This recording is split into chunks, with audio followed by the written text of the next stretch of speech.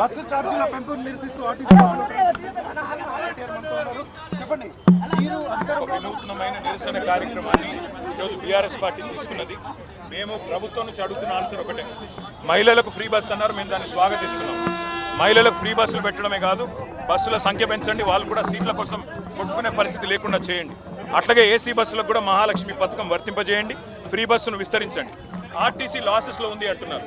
RTC లాస్కు మరి మీరు free అనే కార్యక్రమం ఏదైతే పెట్టినారో ఇదే కారణం అని మీకు అనిపిస్తే ప్రభుత్వమే ఆ భారాన్ని మోయాలి తప్ప ప్రజల మీద వేయడం అనేది అన్యాయం. ఎందుకు అంటే మహిళలకు ఫ్రీ బస్ అంటున్నారు, పురుషుడికి డబుల్ రేట్, అట్లాగే ఇంట్లో ఉండే పిల్లలకి మరి బస్ పాస్ మీద 25% ధరలు పెంచారు.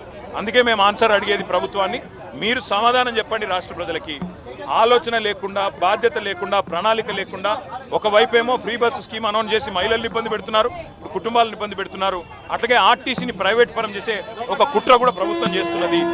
100 కోట్ల సంవత్సరానికి వచ్చే కార్గో సర్వీస్ను మరి గతంలో కేసీఆర్ గారు ప్రవేశపెడితే ఇవాళ 3 కోట్ల నెలకు మీరు ప్రైవేట్ వాళ్ళకి అప్పచెప్పారు.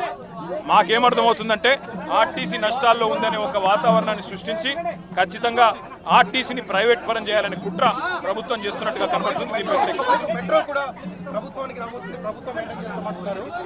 మెట్రోని ఆల్రెడీ నాశనం చేసినారు, ఎల్ఎన్టీ నిలగొట్టారు, ఇప్పుడు ఆర్టీసీని ప్రైవేట్ పరం చేసే ప్రయత్నం చేస్తున్నారు.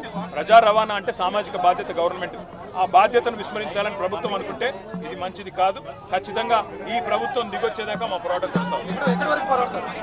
బస్సు భవన్కి పోతున్నాం, బస్సు భవన్లో మరి ట్రాన్స్పోర్ట్ మినిస్టరా లేకపోతే ఆర్టీసీ ఎండీఆ సమాధానం చెప్తారని ఆశిస్తున్నాం, వెనక్కి తగ్గుతారని ఆశిస్తున్నాం. లేకపోతే ఏం చేయాలో పార్టీలో కూర్చొని ఆలోచిస్తాం. Thank you.